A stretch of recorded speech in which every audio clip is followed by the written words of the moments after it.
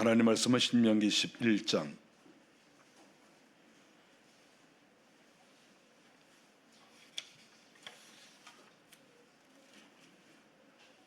1절부터 12절까지 한 목소리로 같이 보겠습니다.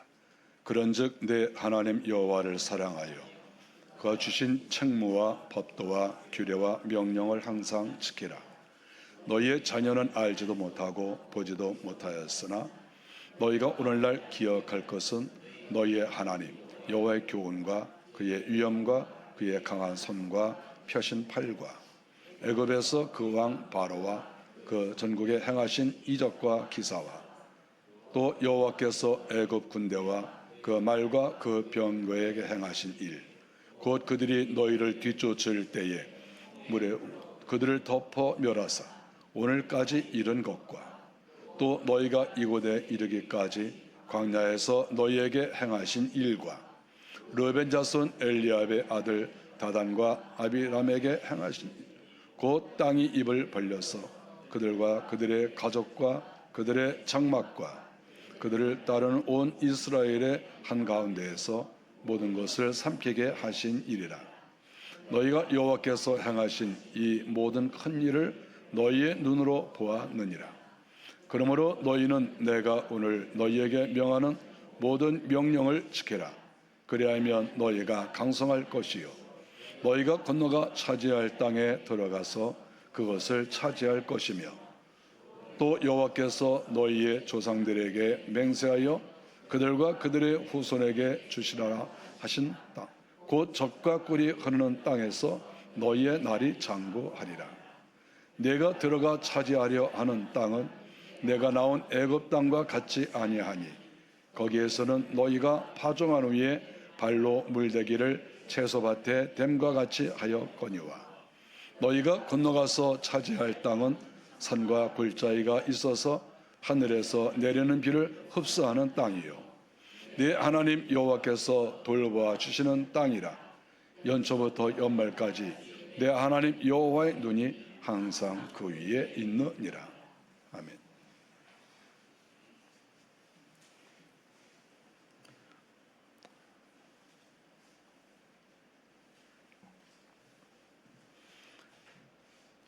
하나님께서는 모세를 통하여서 애굽에 살고 있는 히브리 민족, 즉 이스라엘 백성들에게 가나안 땅을 주시겠다고 여러 차례 약속을 하셨습니다. 이스라엘 백성들이 애굽에서 430년 동안 종살이를 했다고 볼 수가 있죠. 자기들이 열심히 일을 했지만 자기의 땅은 없었습니다. 이스라엘 백성들이 가나안 땅에 들어왔을 때 남녀노소를 다 합하면 약 300만 명이 되지 않을까 이렇게 생각을 합니다. 그런데 그들에게 가나안 땅을 주신다고 했습니다. 그 땅에 있는 원주민들을 다 내쫓고 그 땅이 완전히 빈 땅이다 그랬을 경우에 뭐 산이나 광야나 이런 들판 이런 것들을 다 포함해서 그래도 한 사람한테 평균 5,000평은 되지 않을까 이렇게 생각합니다. 그래서 만일에 한 가족이 5명이다 그러면 한 25,000평은 되지 않을까. 물론 산림이 있고 광야가 있기 때문에 정작 농사를 지을 수 있는 것은 한 가정당 제가 이렇게 가만히 생각해 봐도 한 2,000~3,000평 정도 되지 않을까 이렇게 생각을 합니다. 이건 제가 혼자 생각을 하고 혼자 계산해 본 거예요. 그런데 그 정도라도 하나님께서 그 땅을 주신다고 이렇게 했습니다. 엄청난 땅이죠. 우리가 이 땅 몇십 평 갖는 것도 굉장히 어렵습니다. 하나님께서 그 땅을 주신다고 하시면서 그 땅을 젖과 꿀이 흐르는 땅이다 이렇게 말씀을 했습니다. 누가 보든지 사실은 젖과 꿀이 흐르는 땅은 아니죠.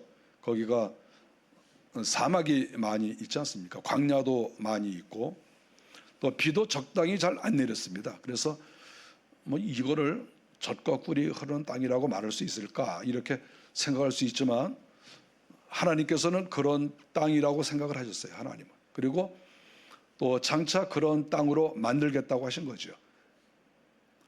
가나안 원주민이 살았을 때에는 젖과 꿀이 흐르는 땅이 아닐지 몰라도 너희들이 들어가서 바로만 살면 내가 그런 땅으로 만들어 주겠다. 이런 의미가 더 강한 거 아닐까요? 하나님이 사람을 속일 필요는 없잖아요. 하나님이 정말 그런 땅이기 때문에 그렇게 말씀하셨을 것이라 이렇게 생각합니다. 1절에 보니까 하나님께서 무작정 그 땅을 주시는 것이 아니고 그 땅을 얻으려면 그가 주신 책무와 법도와 규례와 명령을 항상 지켜라, 이렇게 1절에 가르쳐주고 있습니다. 세상에 공짜는 없습니다. 이 세상에 공짜가 어디 있어요? 우리가 밥 한 그릇을 식사 대접을 받아도 식사 대접하는 사람에게 어떠한 의도가 있을 수 있어요. 그래서 우리는 밥 한 그릇을 이렇게 대접을 받는 것도 조심해야 됩니다.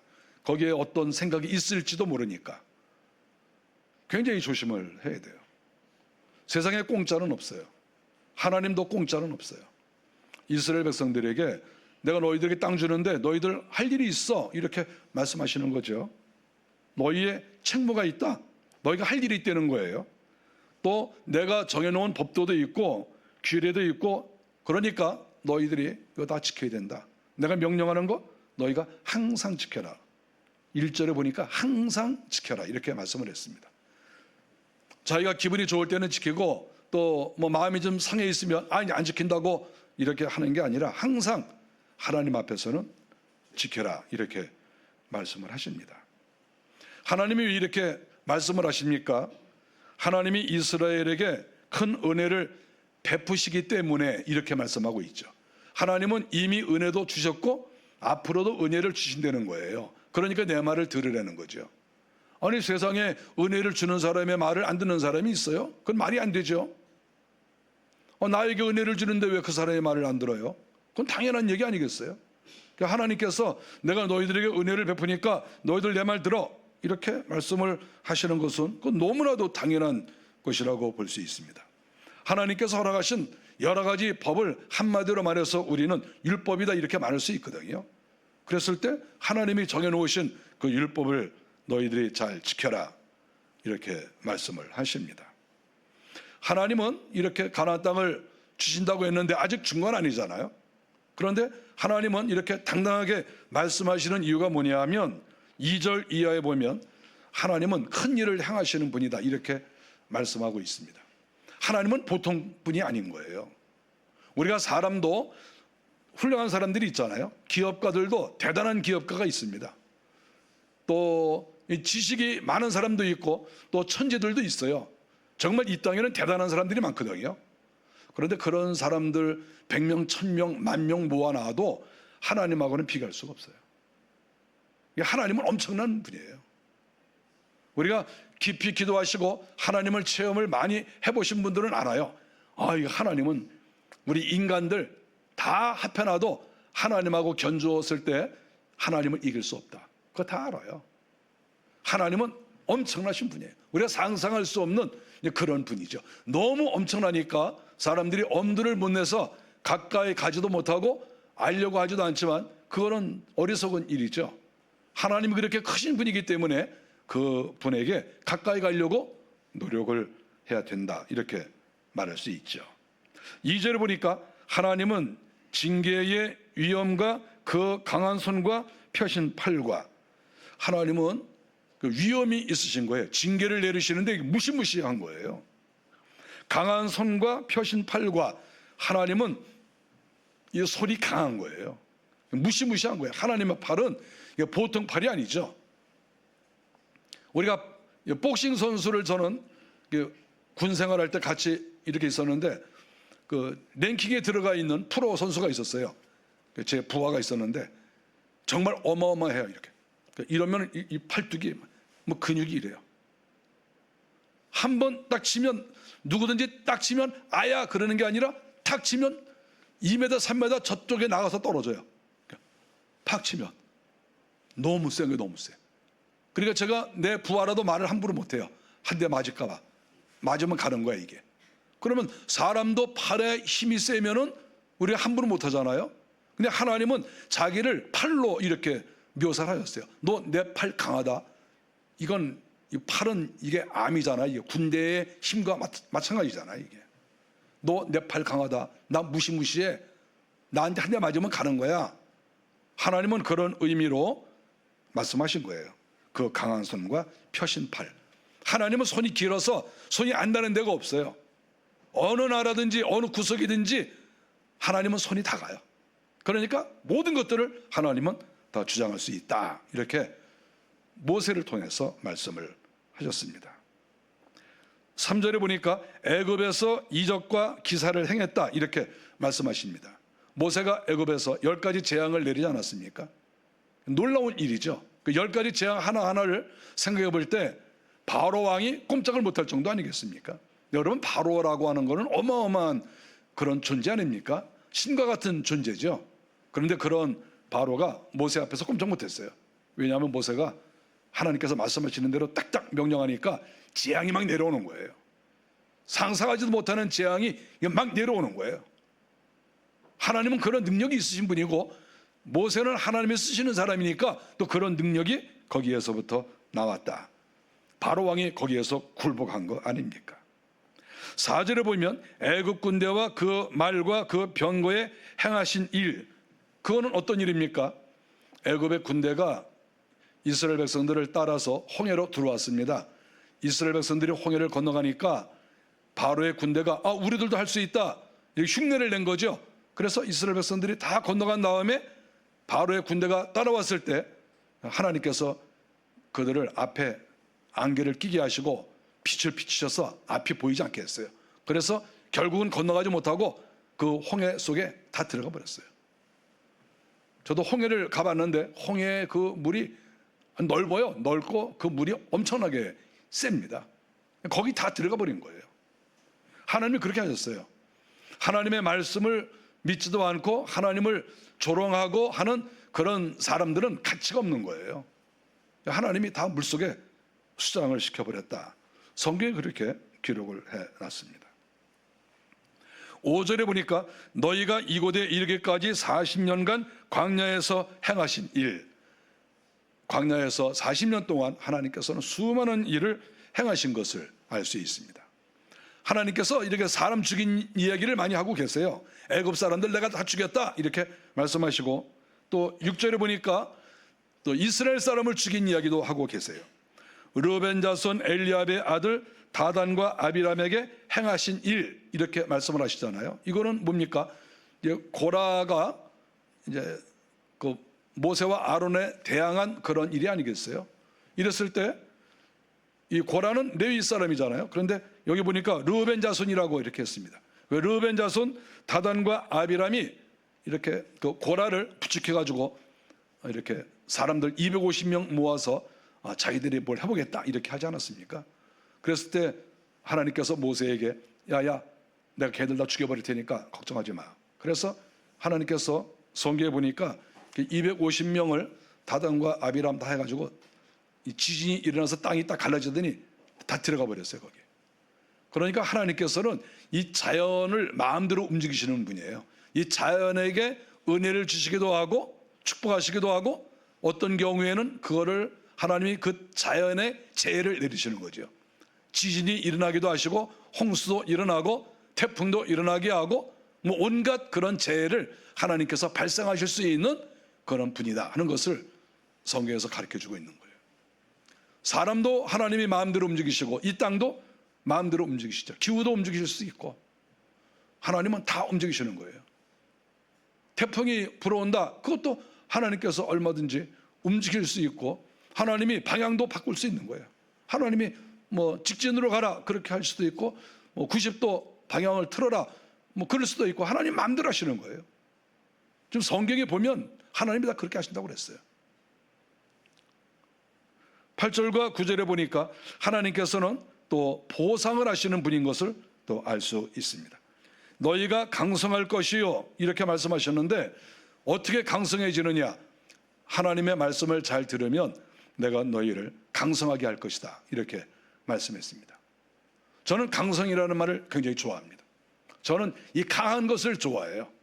강한 거, 강성하다, 강한 사람, 또 계속해서 발전해 나가는 거, 강성해지는 거, 저는 이걸 굉장히 좋아합니다. 어렸을 때부터 이런 걸 좋아했어요. 강한 사람이 좋아요. 여러분은 강한 사람이 싫습니까? 우리 남편이 강해. 여러분 좋습니까? 싫습니까? 나한테만 부드럽고 다른 사람한테 강하게 하는 건 괜찮아. 다른 사람한테는 부드러운데 나한테 강하게 한다. 그거는 좀 힘들지 않겠어요? 그러나 강한 거는 좋은 거죠. 남자가 강하고 나라 전체가 강하다. 이거는 굉장히 이거는 정말 희망적인 것이고 또 얼마든지 우리가 소망할 수 있는 그러한 이야기죠. 하나님께서 말씀하셨어요. 너희가 강성할 것이다. 내가 너희들을 강하게 해줄게. 너희들 지금 땅 없어? 걱정하지 마. 내가 너희들 땅 줄게. 너희들 지금 군세력이 약해? 걱정하지 마. 내가 너희들 군세력을 강하게 해줄게. 너희들 몸이 약해? 걱정하지 마. 내가 너희들 몸을 강하게 해줄게. 하나님께서 이렇게 강하게 해주신다. 이것이 바로 하나님께서 보상하는 그런 일입니다. 전쟁에서 승리하게 하시고 가나안 원주민 다 내쫓고 하나님이 그 땅을 차지하게 하시고 하나님이 다 이렇게 하신다는 거예요. 어쨌든 너희들 이 땅에서 강하게 해주겠다.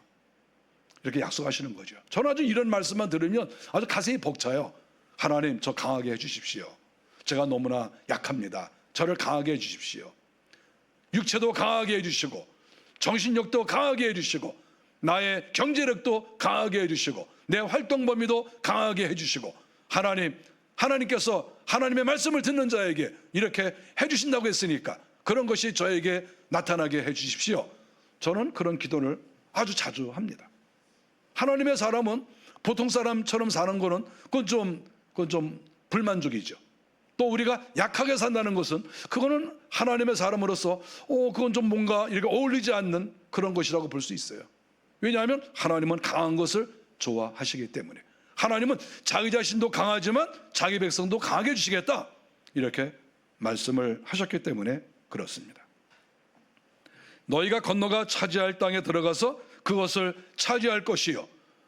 강해야 차지하는 거지요. 강하지 않는데 어떻게 차지합니까? 하나님께서 가나안 땅을 주신다고 약속은 하셨지만 들어가는 건 자기가 들어가는 거예요. 들어가는 건 사람이 들어가는 거예요.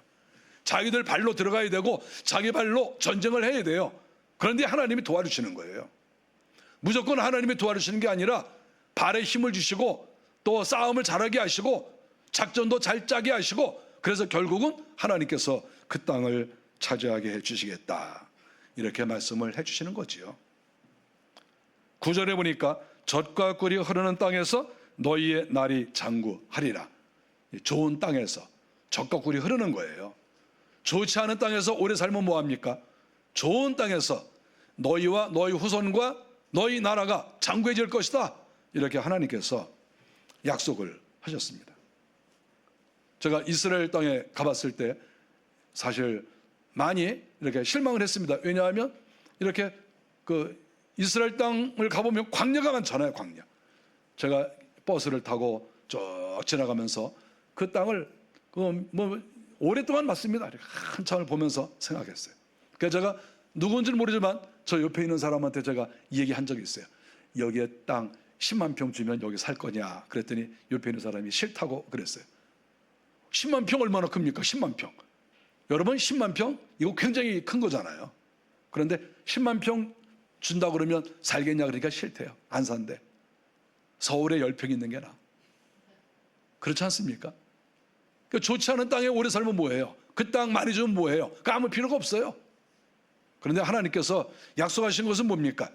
젖과 꿀이 흐르는 땅을 내가 너희한테 줄 것이고 너희들 여기에서 장구하게 오랫동안 살아라 이렇게 말씀하신 것이죠. 하나님은 좋은 거 나쁜 거 너무 잘 알고 계시는 분이죠. 우리들도 너무 잘 알아요.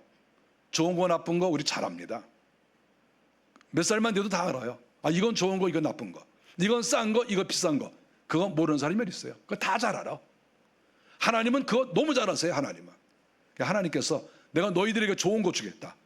땅도 좋은 거 주고 그리고 너희들 거기에서 오래 살 수 있도록 내가 해주고 너희가 강성한 민족이 되게 해주겠다. 개인이 강해야 또 공동체가 강한 거 아니겠어요? 그러니까 하나님께서 너희들 다 강하게 해주겠다. 하나님이 이렇게 약속을 하셨습니다. 저는 이 약속을 너무 좋아해요. 저는 강한 사람이 되는 걸 좋아해요. 저는 우리 교회가 강한 거 좋아하고 이 대한민국이 강하게 되는 걸 저는 너무 좋아합니다. 특별히 예수를 믿는 사람들이 강하게 되는 것을 저는 너무 좋아합니다. 강성하다, 강하다, 이거 매력적이지 않아요? 여러분 이거 싫어요?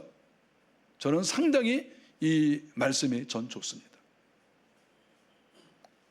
그런데 하나님께서 너희가 들어가서 살 땅이 어떤 땅인가, 그 성격에 대해서 가르쳐주고 있습니다. 땅이라고 하는 것은 성격이 있어요. 그 나라에 따라서, 지역에 따라서 이게 달라요. 어떤 지역은 산이 많고, 어떤 지역은 평지가 많고, 어떤 지역은 땅이 기름지고, 어떤 곳은 모래 땅이고, 어떤 곳은 모래가 다 달라요. 이게 다 달라. 그러니까 거기가 어떤 땅인지를 하나님이 미리 가르쳐 주시는 거예요. 너희가 들어갈 땅은 이런 땅이니까 너희들이 미리 준비해라. 바로 그거죠. 젖과 꿀이 흐르는 땅은 땅인데 성격이 있다는 거예요. 그래서 하나님께서 모세를 통해서 너희들이 잘 알고 들어가라, 이렇게 말씀하시는 거죠. 그러면 그 땅이 어떤 땅인가, 하나님이 그 땅에 대해서 가르쳐 주셨어요. 10절에 보니까 네가 나온 애굽 땅과 같지 아니하니, 이 말이 굉장히 중요한 말이죠. 너희가 지금까지 430년 동안 애굽에 살았지. 그런데 그 땅과 이 성격이 완전히 정반대야. 바로 이 말씀이에요. 너희들이 옛날에 일하던 스타일대로 너희들이 이 땅에 와서 농사 지으려고 하면 농사 못 지어, 그거예요. 옛날에 하던 방식을 너희들이 완전히 다 버려야 돼. 너희들이 어떤 생각, 어떤 기술을 가지고 있는지 몰라도 그 기술 다 없애버려야 돼. 어떤 생각을 가지고 있었는지 그거 다 너희들 없는 걸로 해야 돼. 바로 그 말씀이에요. 네가 나온 애굽 땅과 같지 않다, 이렇게 얘기를 하신 거예요. 같지 않아. 옛날 땅하고 완전히 달라. 너희가 들어가는 땅은 전혀 다른 땅이야. 그러니까 너희들은 새로운 마음, 새로운 생각, 새로운 기술을 배워야 돼, 이렇게 얘기를 하시는 거예요. 저는 이런 말씀은 예수를 믿었을 때 우리가 어떤 생각을 가져야 되느냐 하는 것을 하나님이 가르쳐 주신다고 저는 생각해요. 너희가 예수를 믿기 전에 인생을 살아가면서 이러한 방법으로 너희들이 인생을 살지, 너희가 애굽에 살 때는 맞아, 그거 맞아, 그런 식으로 사는 거 맞아. 그런데 이제 나를 믿고 내가 주는 땅에서, 내가 축복하는 가운데에서 너희가 살아가려면 이제 삶의 방식을 바꿔야 돼. 바로 그거예요. 너희의 사고방식, 너희의 생활 패턴, 너희의 어떠한 그 기술, 이런 거 싹 바꿔야 돼. 옛날처럼 살아서는 내가 주는 땅에서 나의 도움 속에서 너희가 살 수 없어. 지금 하나님께서 이스라엘 백성들에게 이렇게 말씀하시는 거예요. 정반대다, 정반대. 그거 굉장히 힘든 거예요. 우리가 이 땅을 살면서 내가 지금까지 10년, 20년 이렇게 살아온 패턴이 있거든요.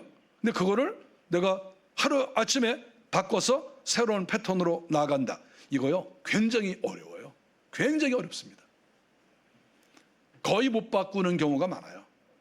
우리가 이런 말이 있지 않습니까? 사람은 변하지 않는다, 이런 말이 있어요. 변할 수 있거든요. 그렇지만 변하지 않는다, 이런 말이 왜 나왔습니까? 잘 안 변하기 때문에 그런 거예요.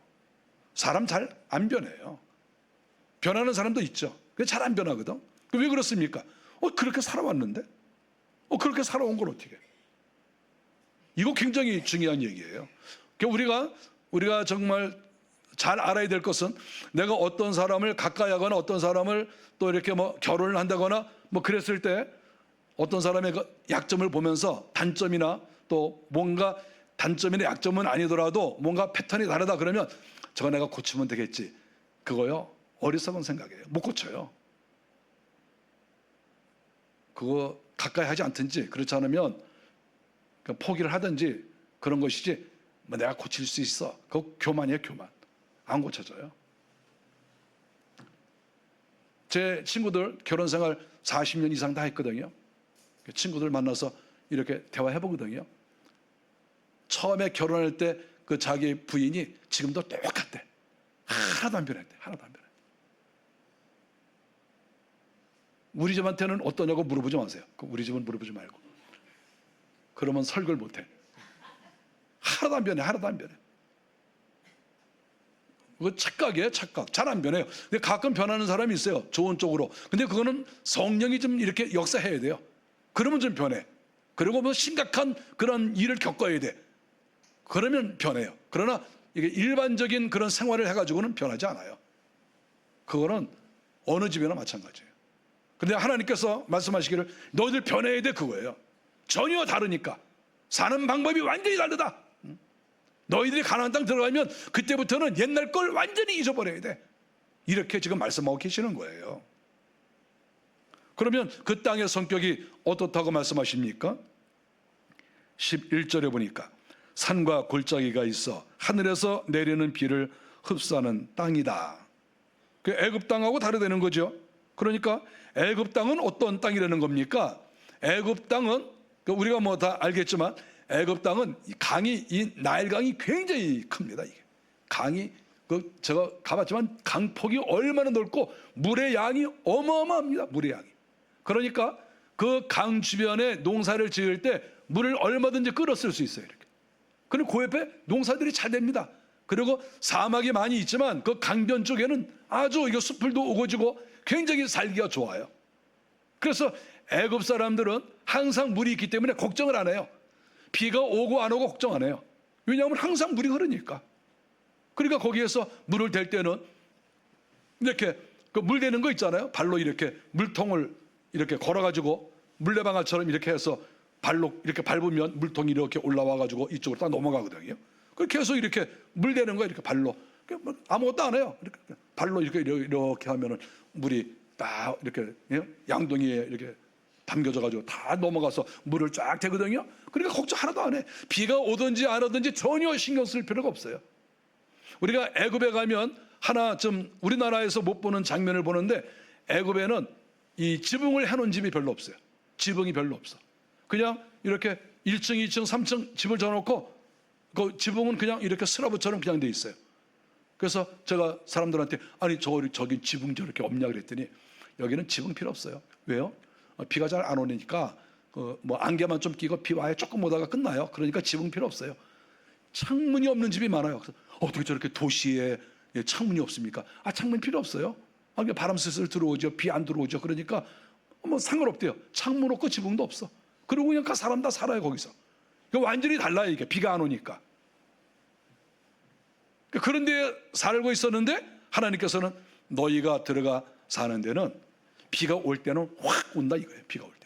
비가 올 때는 확 오는데 중요한 거는 이 비가 왔다가 이 비가 이렇게 나일강처럼 이렇게 잔잔하게 물이 보관이 되는 게 아니라 싹 흘러가 버리고 없어진다는 거예요. 이게 다르다는 거예요. 그러니까 문제가 뭡니까? 애굽에서는 물이 저장이 되니까 비가 조금씩만 와도 걱정이 없어요. 그리고 다른 나라에서부터 이게 물이 들어오거든요. 그러니까 아무 걱정이 없어요. 비가 오든지 안 오든지 농사 지는 데는 전혀 문제가 없어요. 그냥 물 끌어다 쓰면 되니까. 그런데 가나안 땅은 아니라는 거예요. 물을 끌어올 데가 없다는 거예요. 물을 끌어올 데가. 요단강은 요만해요. 요만해요. 요단강에 무슨 물이 뭐 얼마 있어요? 요단강 물 얼마 없어요. 그거 가지고 농사 못 져요. 그러니까 이스라엘은 이 비가 필요할 때 하늘에서 비가 내려와야 돼. 이른 비, 늦은 비 얘기가 나오잖아요. 그러니까 이 모종을 할 때 딱 거기에 맞춰서 비가 내려야 돼요. 그리고 나중에 이 곡식에 잘 성장을 해야 될 그 시기에도 또 비가 좀 내려야 돼요. 그러니까 평상시에 햇빛이 쨍쨍 찌는 기간, 비가 내리는 기간, 이게 딱 이렇게 있어야 돼요. 만일에 비가 올 때 비가 오지 않는다 그러면 농사 못 져요. 그냥 끝나는 거예요. 물을 끌어올 데가 없어요. 이게 장단점이 있어요. 그게 뭐냐 하면 애굽에서는 자기가 물을 끌어오기 위해서 이렇게 물을 많이 퍼내야 되잖아요. 퍼내야 되는데 이스라엘 땅에서는 물을 퍼내고 그러는 거는 그거는 별로 할 필요가 없어요. 조금만 하면 돼, 조금만. 중요한 거는 비가 필요할 때, 물이 필요할 때 비만 오면 되는 거예요. 그러니까 결국 저는 이 본문을 보면서 그런 생각을 해봤어요. 이스라엘 나라에서 농사를 잘 지려면은 정확하게 비 올 때 딱딱 오기만 하면 농사 짓기 너무 좋겠다. 그럼 이렇게 농토 땅 만들어 놓고 말이죠. 하나님, 이제 비가 필요합니다. 우리가 지금 파종을 해야 되니까 비가 필요하니까 하나님 비 좀 주세요. 그러면 하나님께서 딱 보고 계시다가 알았어, 딱 양을 보고 비 하루만 내리면 되겠구나. 하루에 뭐 50mm, 뭐 100mm 이렇게 내리면 되겠구나. 하나님이 딱 보시고 비를 쫙 내리시면 돼요.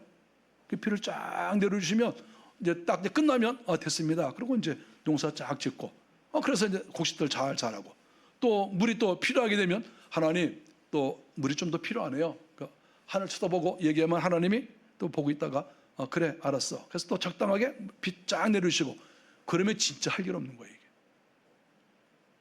이게 애굽의 장점도 있지만 가나안 땅의 장점이 더 많아요.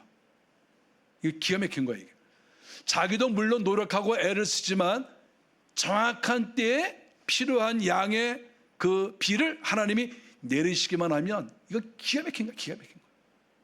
하나님이 왜 이렇게 만들어 놓으셨습니까? 하나님께서 온 땅을 다 만드셨는데 왜 하필 이 땅을 주신다고 하셨습니까? 하나님의 계획은 뭐냐 하면, 농사를 너희가 짓긴 짓지만 비를 내리고 하는 거는 내가 할 테니까 너희들은 내 말 잘 듣고 하늘만 잘 쳐다봐라. 이렇게 하나님이 이 구조를 그렇게 만들어 놓으신 거예요. 구조를 내 말 듣고, 두 번째 하늘만 쳐다봐라. 그러면 너희들이 조금밖에 수고를 안 해도 너희들 잘 살 수 있어. 이게 하나님께서 만들어 놓으신 영적 구조예요. 그러니까 이스라엘 백성들이 가나안 땅에 들어가서 그렇게 했을 때는 정말 잘 사는 거죠. 물이 필요할 때 이스라엘 사람들이 다 하늘을 쳐다보고 하나님 저희 파종해야 돼요. 뭐 심어야 돼요. 하나님 비 내려주세요. 이렇게 겸손하게, 무조건 기도한다고 되는 게 아니고, 여기 법을 잘 지키라고 그랬잖아요. 미리 하나님의 법을 잘 지키고 말씀도 잘 순종하고, 그리고 거기에서 하나님께 의탁하는 거예요.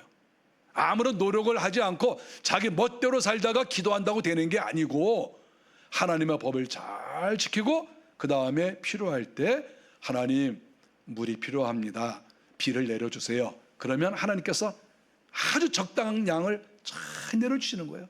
너무 농사가 잘 되는 거야. 기가 막힌 거죠. 그러니까 하나님하고 사이만 좋다고 하면 이건 인생 피는 거예요. 인생 피는 것이고, 정말 자기가 3대 4대 5대 대대로 이 땅에서 풍부하고 부유하고 강력한 공동체를 이루면서 살 수가 있는 거예요. 하나님은 그렇게 만들어 놓으셨어요. 그게 하나님의 계획이야. 그런 계획은 지금도 여전히 똑같습니다.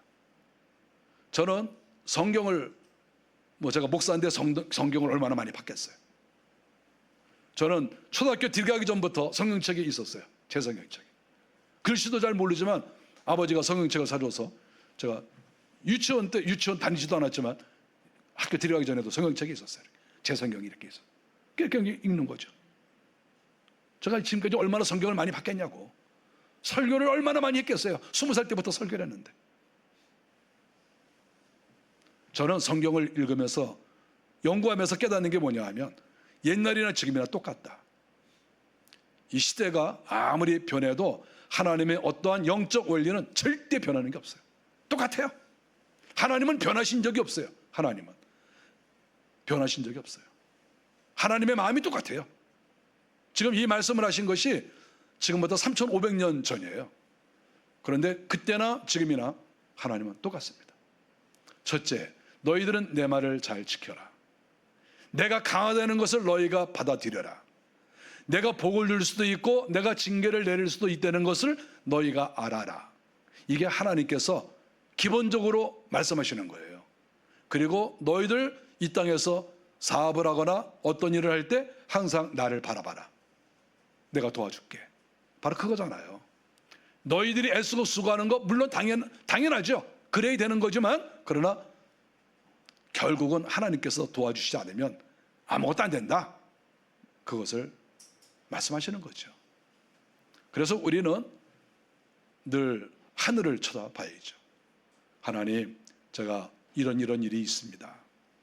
하나님께서 적당하게 비를 내려 주십시오. 하나님, 지금은 햇빛이 필요할 때입니다. 하나님, 햇빛을 주세요. 하나님, 여기에 안개 끼거나 하나님 태풍 불면 큰일 납니다. 하나님께서 지금 기획하시는 것은 계속 하나님을 바라볼 수 있도록 구조를 만드시는 것. 그게 하나님께서 이스라엘 백성들에게 말씀하시는 것입니다. 12절에 보니까 내 하나님 여호와께서 돌보아 주시는 땅이라.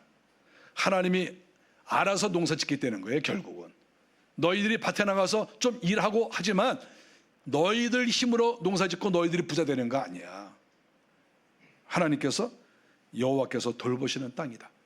하나님이 다 밭갈이 하시고, 하나님께서 적당한 물 대시고, 하나님께서 적당한 온도를 다 주시고, 하나님이 알아서 하신다는 거예요. 하나님이 돌보시는 땅이다.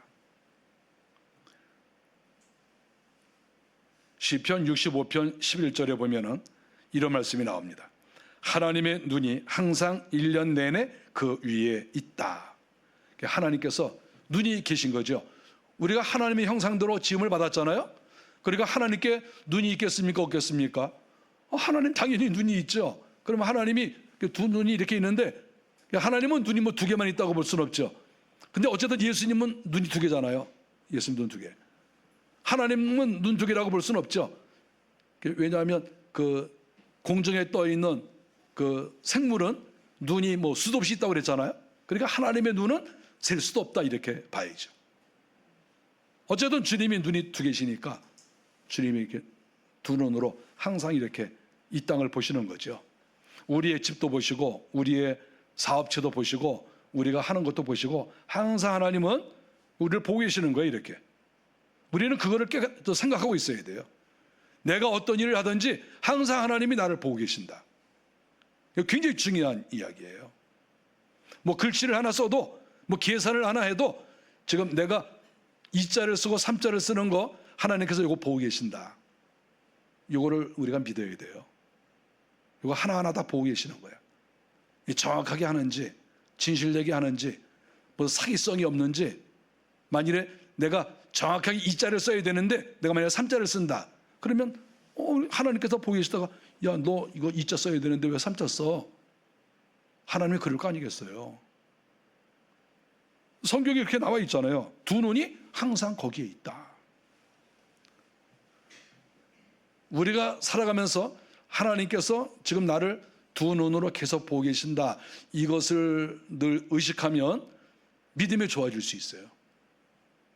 그런데 하나님이 나를 보고 계신다는 생각을 잘 안 하시면 믿음이 잘 크지 않을 수가 있어요. 지난번에 지강남 선교사님께서 여기 오셔서 말씀을 하시는데 제가 은혜를 좀 받았어요. 그분께서 필리핀 선교를 하시지 않습니까?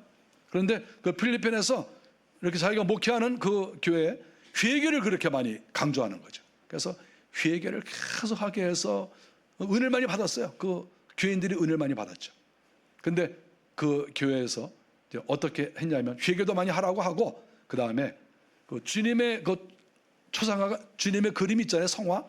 성화가 있는데 그 주님의 성화 가운데 요 이마 쪽을 딱 잘라내고 요 눈 두 눈만 남기고 요 아래를 또 잘라내서 이렇게 두 눈만 딱 이렇게 그림을 이렇게 만든 거죠. 그래가지고 교회에다가도 붙이고 여기저기 많이 붙여놨다는 거예요. 근데 그때부터 교인들이 회개를 더 잘하더래요. 눈 두 개가, 화장실 가서 화장실 보고 있는데 두 눈이 딱 이렇게 보고 있는. 교회 가서 이렇게 앉아 있는데 옆에 벽에다가 두 눈이 딱 있으니까 뭐 이렇게 핸드폰 보고 뭐 이렇게 하려고 그랬는데 옆에 두 눈이 딱 보고 있으니까, 아이고 예배 끝나고 해야 되겠다. 다 집어넣고 회개도 열심히 하고.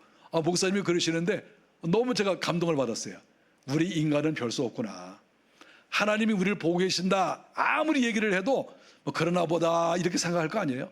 근데 진짜 눈을 좀 이렇게 무시무시한 눈을 딱 이렇게 두 눈을 이렇게 딱 해가지고 그걸 여기저기 붙여놓으니까 날마다 이렇게 회개를 잘 하신다 그러는 거예요. 우리 교회도 한 30개 좀 붙여놓을까 지금 그런 생각을 해요. 사방천지에 한번 붙여놓을까. 그러면 항상 두려워하면서 회개를 좀 하지 않을까. 근데 문제는 여기 들어와서 전부 침묵하는데 나가서 또 또 이렇게 또 자연스럽게 또 살 수도 있고. 성경에서 가르쳐 주는 게 뭐냐 하면 하나님이 두 눈을 뜨고 계속 보고 있다는 거예요. 그 땅을 본다는 거는 너희들도 보고 있다는 거예요. 너희들 내 말 잘 들어, 그거예요. 내 말 잘 들어. 내 말 잘 듣고 내가 시키는 대로 하고, 너희들 그러면 내가 틀림없이 너희들 이 땅에서 내가 풍성하게 하고 부자 되게 하고 강력하게 해주고, 어떤 나라가 너희들 침범하지 못하게 하고, 농사 짓는 거 기가 막히게 내가 해줄 테니까, 내가 다 알아서 할 테니까 너희들 걱정하지 말고 내 말 잘 들어. 하나님께서 이렇게 말씀을 하신 것입니다. 이스라엘 백성들에게 하신 이 말씀은 지금도 유효하다 하는 것입니다. 하나님을 늘 의식하십시오. 하나님께서 가르쳐 주신 말씀 겸손하게 잘 받아들이시고 실천하십시오. 그래서 하나님의 복을 많이 받으시고 이 땅에서 강력한 사람이 되십시오. 몸도 강력하고 생각도 강력하고 정서적으로도 강력하고 또 물질도 강력하고, 그러니까 모든 면에서 강력해지는, 또 그것을 유지할 수 있는 우리들이 다 되시기를 바랍니다. 기도하겠습니다. 하나님께서 우리를 택하여 주신 것 감사합니다. 우리가 이 땅에서 강성하게 사시기를 원하시는 것을 저희가 믿습니다. 우리의 죄악을 날마다 하나님께 회개하게 하시고 주의 말씀을 잘 순종하게 하셔서 저희가 이 땅에서 강력한 하나님의 사람들이 되게 해 주옵소서. 예수님의 이름으로 기도하옵나이다. 아멘.